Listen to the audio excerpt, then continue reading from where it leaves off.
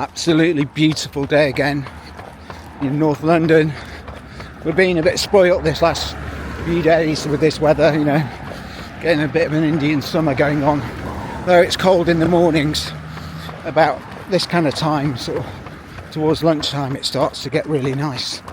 I'm using it this time to rake in my endorphin elites. This means basically in 2 weeks time I'm going to have a couple of options for marathon shoes, either these or Cielo. I think I'd probably say these are the favourites still, because I haven't used them in a marathon. I'd like to try it and see how they go. Where I have used the Cielos, I might hold them back for Chicago, to be honest, where my legs are going to be a bit knackered, I think, 2 weeks after Berlin. But as I said, I'm tapering now, which doesn't mean, you know, that I stop running every day. I'm still going to run every day, just not with the same intensity. So I've just avoided a hill there, and those are kind of things I'm going to start avoiding now. The benefits of running hard up a hill I won't see for a few weeks, so it's not going to benefit me in Berlin, which is flat anyway. But the point is, any strength gains I'm going to get in my legs, I'm not going to see in time for the Berlin Marathon anyway now. And same goes with gym work and anything like that. So it's now time to fine tune everything. So I'm concentrating a lot on my foot strike, relaxing my shoulders, breathing, just getting my body really nice and relaxed, working on my form, high legs, high knees, and it's quite nice actually, not having to try and push myself to the absolute limit, which I've been doing in some of these workout sessions a few weeks ago, and more recently in that 20-mile race I did.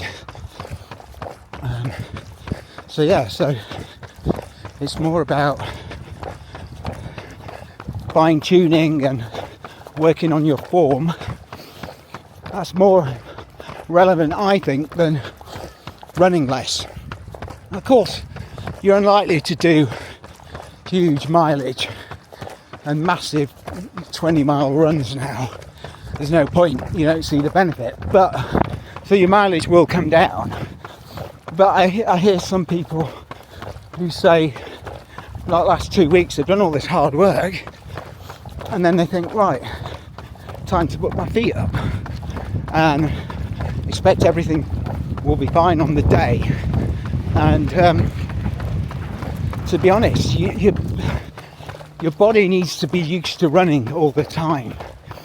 I'm now, you know, 100% convinced running every day, if you can, makes sense.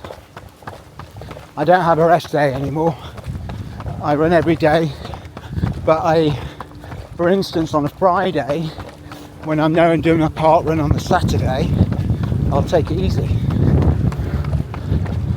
So rather than have a rest day, I'll just have a take it easy day. That makes sense. And I think that's the same with the tapering. Just don't do anything to the extreme, i.e. don't do the crazy fast workout where you hammer it. Another big one, I think, is relaxing your shoulders and breathing. Two things I always forget to concentrate on. Now's a good time to try and refocus your mind on those things. Breathing nice deep breaths, take a lot of this oxygen in, and shoulders every now and again, just loosen them up. I think with a marathon, it's really nice to start a marathon if you can in a relaxed mode. And it's so hard to do. I know you're all pumped up, I remember with Loch Ness Marathon, they took us up to this top of this hill near Inverness, obviously near Loch Ness, and we were up there for a while, and it was cold, windy. I was getting more and more tense, and I didn't really relax. I should have done. And come the race, I was that pumped. I went flying off, and within 2 miles pulled a calf muscle, and had to run the entire race with a problem with my calf. I still managed 3 hours 5 minutes for the marathon, and it's probably my greatest achievement over all the marathons, that one, because after 2 miles being injured, you think, oh my god, what I'm going to do, but I got through it. I was in a real mess by the end, but I guess my point is, I'll get to it eventually, is you've got to try and relax at the start. That way you're far less likely to pull a muscle or do something stupid. But it's far easier than said than done when you're pumped, particularly for these big marathons in America, where everyone's hollering, and you've got the national anthem playing, and it feels euphoric.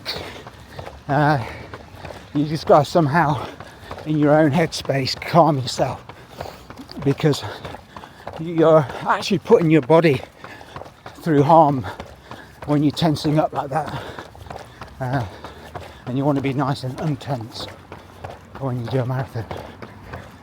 So that's basically my final thoughts on tapering, apart from everyone who's got a marathon coming up, good luck, I'm with you, let's go smash it. So one last thing about tapering, or one other last thing about tapering I should say, is it's not all about running, it's also about nutrition, sleeping well, getting all that side of things correct and sorted before your big day. So starting to carb load 2 weeks out is a good idea. Getting plentiful night's rest, sleep, so that your body recovers, is also a very good idea. Ice baths, another one, massages, anything like that really that you can do to help your body kind of recover and be in the best possible shape for the day. So it's not just about running or not running, it's also about those other things that you can do: nutrition, massaging, ice baths, all those kind of things. They really matter when it comes to marathons, because you want your legs to be in the best possible shape. It's never going to be 100% perfect, but do all that you can to try and make it so that your body and legs and back and core are strong enough for the day. And that, like I said, includes nutrition and carb loading and that type of thing. That's probably my final point on tapering. Goodbye.